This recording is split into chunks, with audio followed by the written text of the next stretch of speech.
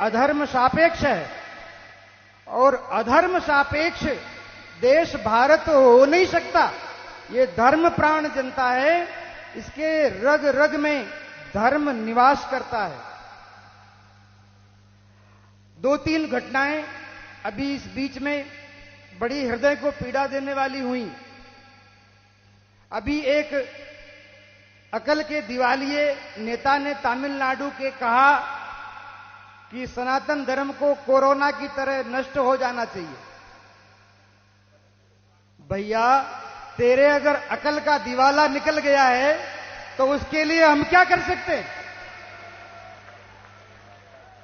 संसार में जितने मत, मजहब, पंथ और इज्म हैं, उनका कोई ना कोई प्रवर्तक है, किसी ने उनको उत्पन्न किया है। इस्लाम कब से? बोले मोहम्मद से। ईसाईयत कब से? बोले ईसा से। लेकिन सनातन धर्म कब से? नारायणम पद्म भवम वसिष्ठम शक्तिम च तत्पुत्र पराशरम च देवीम सरस्वतीम व्यासम ततो जय मुदीरयेत। व्यासम सुखम गौड़ पदम महांतम गोविंद योगींद्र मथास्य शिष्यम तम त्रोटकम वार्तिक कार्यमन्य अस्मद गुरोह संतत मानतोष्मी। हमारी परंपरा भगवान नारायण से शुरू होती है और नारायण से शुरू होकर के और इन आचार्यों के रूप में आज तक हमारे सामने विद्यमान है। इसका न कोई आदि है, न कोई अंत है, न इसका कोई जनक है, न कोई प्रवर्तक है। ये सनातन है और सनातन को तो इतने लोग आए इस धरती पर, हूण, शक, यवन, मुगल, अंग्रेज, वो नहीं नष्ट कर पाए तो नालायक तू क्या नष्ट करेगा?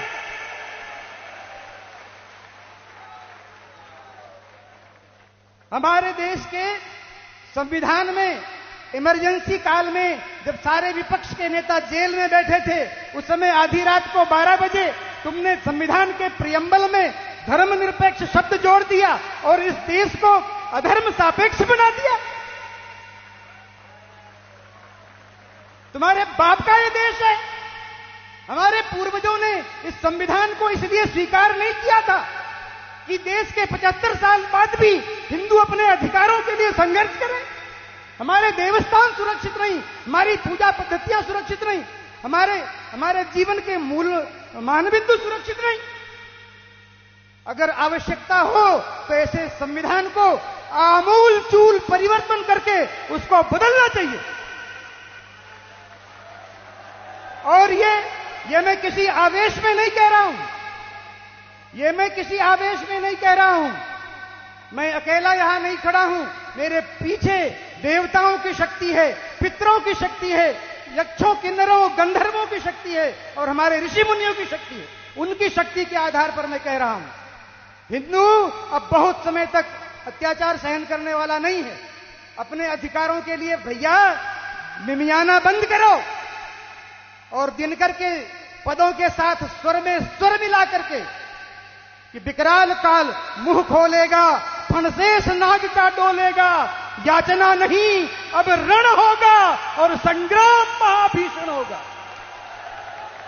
अगर इस तरह से स्थिति रही देश की तो ये ठीक नहीं है। संपूर्ण हिंदू समाज, अगड़ा पिछड़ा, ऊंच नीच, छोटा बड़ा, इन सबको जो जातियों में बांटने का समीकरण चल रहा है। अभी थोड़ी देर पहले राजनेता आए थे और कहा हमने इस जाति को ये दिया, उस जाति को वो दिया, उस जाति को वो दिया, उस जाति को ये दिया। अरे नालायकों, तुम क्या दोगे? समाज को बांट बांट करके सत्यानाश कर दिया और आज भी समाज को बांटने का प्रयास कर रहे हैं। शर्म नहीं आती तुमको? अब हिंदू समाज इस चक्कर में आने वाला नहीं है भैया। सभी लोग एक स्वर में हिंदवा सहोदरा सर्वे न हिंदू पतितो भवे।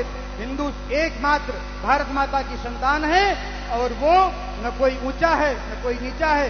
एक स्वर में सनातन धर्म की रक्षा होनी चाहिए। पार्टियां आएंगी जाएंगी, सरकारें आएंगी जाएंगी, पर ये राष्ट्र रहना चाहिए, ये धर्म सुरक्षित रहना चाहिए।